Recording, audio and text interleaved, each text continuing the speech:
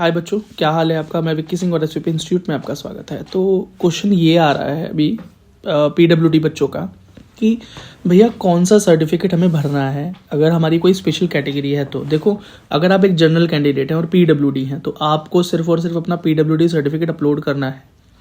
वही सर्टिफिकेट आपको आपकी स्टेट में भी रिजर्वेशन देगा और आपको ऑल इंडिया में भी रिजर्वेशन देगा। तो आपको किसी और स्पेशल सर्टिफिकेट की ज़रूरत नहीं है। सर्टिफिकेट है तो ठीक, नहीं तो यूडीआईडी कार्ड है तो भी ठीक, दोनों ही इस बार वैलिड हैं। ठीक है, लेकिन अब क्वेश्चन क्या आ रहा है, क्वेश्चन ये आ रहा है कि मान लीजिए कि आप किसी स्पेशल कैटेगरी से बिलोंग करते हैं या किसी कास्ट से बिलोंग करते हैं, जैसे आप ओबीसी हैं या ओबीसी एनसीएल हैं, ईडब्ल्यूएस हैं, या आप एससी हैं या एसटी हैं, तो वो आपको भरना चाहिए या नहीं भरना चाहिए और भर सकते हैं या नहीं भर सकते। तो बिल्कुल एक पीडब्ल्यूडी बच्चा अपने हॉरिजॉन्टल रिजर्वेशन का भी फ़ायदा ले सकता है, जो कि है as a EWS, as a OBC, as a SC and ST. ठीक है, तो जब आप इन रिजर्वेशंस को ऐड कर देते हैं, अगर आप हैं, तो आपका फिर रिजर्वेशन का जो परसेंटेज है वो और ज़्यादा बढ़ जाता है। कई बार बच्चे ये पूछते हैं कि भैया वैसे तो हम जब सीट मैट्रिक्स वगैरह देखते हैं तो वहाँ पर जनरल की सीट सबसे ज़्यादा होती है, ईडब्ल्यूएस की कम होती है, फिर ओबीसी की कम भी उससे कम होती, मतलब ओबीसी की कम होती है, ईडब्ल्यूएस की भी कम होती है, एससी एसटी की और भी कम होती हैं। तो मैं आपको एक चीज़ बता देता हूँ कि अगर आप ईडब्ल्यूएस हैं या ओबीसी हैं या एससी हैं या एसटी हैं तो आपके लिए जो स्पेशल सीट है वो तो आपकी ही है, लेकिन जो जनरल कैंडिडेट की जो जनरल ओपन सीट्स होती हैं वहाँ भी आप क्लेम कर सकते हैं। तो आपका जो रिजर्वेशन का दायरा है वो बढ़ जाता है। जैसे कि अगर आप एक जनरल पीडब्ल्यूडी कैंडिडेट हैं तो आप सिर्फ और सिर्फ ओपन सीट्स या जनरल सीट्स पर ही क्लेम कर सकते हैं, उन्हीं सीट्स पे एडमिशन ले सकते हैं। लेकिन अगर आप एक एससी कैंडिडेट हैं, एसटी कैंडिडेट हैं, ईडब्ल्यूएस कैंडिडेट हैं, ओबीसी एनसीएल कैंडिडेट हैं, ओबीसी कैंडिडेट हैं, तो आपके लिए जो स्पेशल सीट्स हैं वो आप ही की हैं। ओबीसी की अगर मान लीजिए कुछ सीट्स निकली हैं तो ओबीसी ही क्लेम कर सकता है, लेकिन साथ साथ वो जनरल सीट्स पर भी क्लेम कर सकता है। अगर नंबर ठीक होते हैं तो जनरल या ओपन कोटा से भी सीट उसको मिल सकती है। तो आप अपना रिजर्वेशन ये सोच के ना छोड़ दें कि यार ईडब्ल्यूएस भरूं या ना भरूं, कि मुझे रिजर्वेशन मिलेगा नहीं मिलेगा, मतलब फ़ायदा मिलेगा नहीं मिलेगा, जनरल की सीट ज़्यादा है। आप बिल्कुल ये सोचिए कि जनरल की सीट्स भी आप क्लेम कर सकते हैं और अपनी सीट्स तो आप क्लेम कर ही सकते हैं। तो अगर आपकी स्पेशल कुछ सीट्स आ रही हैं, 2 सीट आ रही हैं, 3 सीट आ रही हैं, तो वो भी आपकी हैं, जनरल पे भी आप क्लेम कर सकते हो। लेकिन अगर आपने अपना कैटेगरी सर्टिफिकेट नहीं डाला, अगर आपकी है और सिर्फ खाली पीडब्ल्यूडी डाला, तो फिर सिर्फ आप जनरल सीट्स पे ही क्लेम कर सकते हो। तो क्यों अपना रिजर्वेशन खो रहे हो आपको नहीं खोना चाहिए। दूसरी चीज़ ये है कि किसका रिजर्वेशन ज़्यादा है। तो जनरल कैंडिडेट की सबसे हाई कट ऑफ जाती है, फिर जनरल के बाद ईडब्ल्यूएस की कट ऑफ जनरल से थोड़ी कम जाती है। ठीक है, फिर ओबीसी की कट ऑफ जो आती है वो उससे भी कम जाती है। तो मतलब अगर कंफ्यूजन ये रहती है, ठीक है, कि ईडब्ल्यूएस का रिजर्वेशन ज़्यादा है कि ओबीसी का रिजर्वेशन ज़्यादा है, तो ओबीसी का रिजर्वेशन ज़्यादा है एज कम्पेयर टू ईडब्ल्यूएस, क्योंकि ईडब्ल्यूएस जनरल कैंडिडेट के बच्चे ही होते हैं, बस वो इकोनॉमिकल वीकर होते हैं, मतलब इकोनॉमिकली वो वीक सेक्शन होता है। सच तो ये है।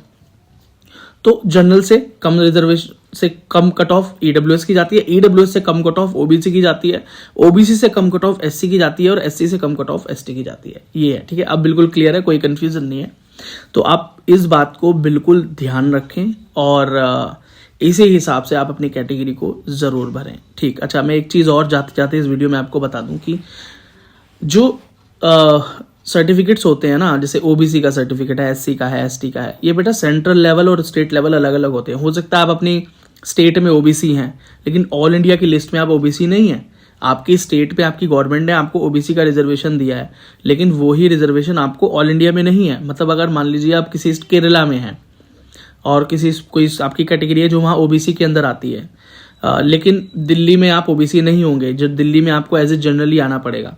लेकिन हो सकता है कि आपकी कैटेगरी को सेंट्रल लिस्ट में, मतलब ऑल इंडिया में भी ओबीसी कंसीडर किया जाता हो। तो या तो आपने एक सर्टिफिकेट बना रखा होगा ऑल इंडिया लेवल का, जिसे सेंट्रल लेवल सर्टिफिकेट बोलते हैं। तो अगर नहीं बनाया तो बना लीजिए, क्योंकि अगर नीट के अंदर आप अपना स्टेट लेवल सर्टिफिकेट लगाएंगे ना तो उससे आपको ऑल इंडिया में फ़ायदा नहीं होगा। मतलब ये मान लीजिए अगर अदर स्टेट में या एम्स में एडमिशन लेना चाहेंगे तो फिर आपको जनरल कैंडिडेट की तरह ही जाना पड़ेगा, या तो फिर आपके पास सेंट्रल लेवल सर्टिफिकेट होना चाहिए कि हम अपनी स्टेट के बाहर भी अपनी इस कैटेगरी में बिलोंग करते हैं और उसका रिजर्वेशन ले सकते हैं। पीडब्ल्यूडी सर्टिफिकेट सब जगह इक्वल चलता है, पीडब्ल्यूडी के लिए कोई स्टेट और ऑल इंडिया नहीं होता है। अगर ये कंफ्यूजन यहाँ पैदा हो जाए तो इसको मैं यहीं खत्म कर देता हूँ। ठीक है। तो वहाँ तो एक ही सर्टिफिकेट है, जो भी सर्टिफिकेट आपका बना हुआ है डिस्ट्रिक्ट लेवल हॉस्पिटल से या यूडीआईडी बना हुआ है, उससे आपको जो बेनिफिट स्टेट में मिलेगा 5% का, वही बेनिफिट आपको ऑल इंडिया में 5% का मिलेगा। कोई अलग अलग सर्टिफिकेट नहीं होते हैं, ठीक है। कुछ मैं इसलिए क्लियर कर रहा हूँ कि हो सकता है कि कहीं ये नई कन्फ्यूजन पैदा हो जाए और इस बारे में बच्चे सवाल करने लगे, ठीक है। तो आप ऑल इंडिया लेवल का सर्टिफिकेट जरूर बना लें, सेंट्रल लेवल का सर्टिफिकेट बना लें। मतलब पहले स्टेट का ही बनता है, स्टेट के बाद आप जहां से आपने स्टेट का बनाया वहीं जाएंगे आप, और वहां पर ऑल इंडिया लेवल या सेंट्रल लेवल सर्टिफिकेट के लिए आप फॉर्म मांगना, फॉर्म फिल करना, फॉर्मेलिटीज पूरी करना, डॉक्यूमेंट्स लगाना, सबमिट करना, और आपका सर्टिफिकेट आपको मिल जाएगा। स्टेट लेवल बना हुआ है तो ऑल इंडिया लेवल बनने में दिक्कत नहीं होती, बस आपकी जो कैटेगरी है वो ऑल इंडिया में भी लिस्टेड होनी चाहिए, मतलब सेंट्रल में लिस्टेड होनी चाहिए। तो इसकी जानकारी आपको आपके डीएम ऑफिस में ही जाकर मिल जाएगी। इसकी जानकारी आप यूट्यूब पे सर्च करने लगो तो मतलब इसमें इधर उधर का कंफ्यूजन ज़्यादा होगा। सीधा डीएम ऑफिस या जहाँ भी आपका सर्टिफिकेट बनता है वहाँ सीधा चले जाएं और अपनी कैटेगरी के बारे में जानकारी वहाँ पर ले लें और बनवा लें, ठीक।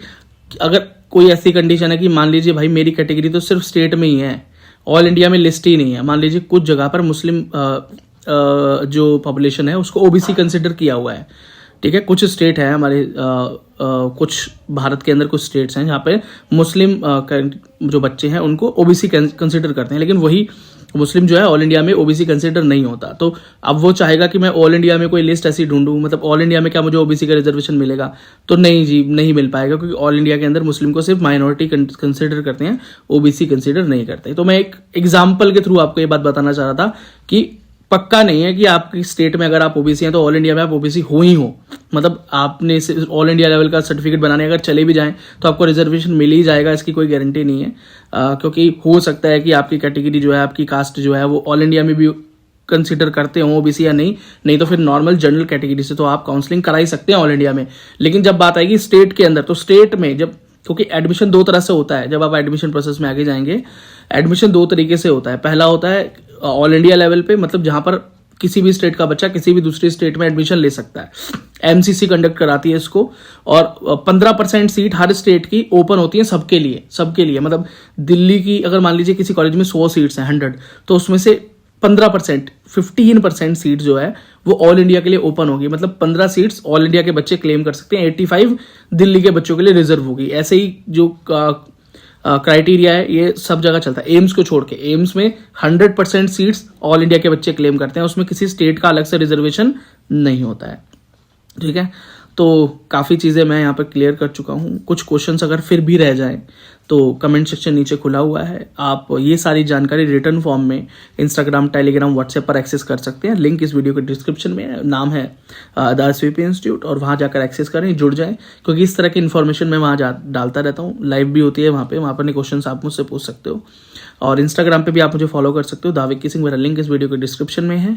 अपने सवाल पूछ सकते हो, अपने क्वेरी एंड क्वेश्चंस पूछ सकते हो, और फॉलो करो और सपोर्ट करो इस चैनल को, शेयर करो वीडियो को। और ये चैनल आप ही का है, आप ही की वजह से है, आप ही के लिए है, तो ये आप ही की जिम्मेदारी है कि एसवीपी इंस्टीट्यूट को आप आगे से आगे बढ़ाएं। क्योंकि अगर हम तुम्हारे लिए मेहनत कर रहे हैं बच्चे, अगर पीडब्ल्यूडी कैटेगरी के लिए एसवीपी इंस्टीट्यूट तत्पर है, तो पीडब्ल्यूडी कैंडिडेट्स की भी थोड़ी रिस्पॉन्सिबिलिटी ज़रूर बनती है कि वो एसवीपी इंस्टीट्यूट को सपोर्ट करें जिस भी तरह से वो करना चाहें। Thank you so very much. मिलता हूँ आपसे अगली वीडियो में। धन्यवाद।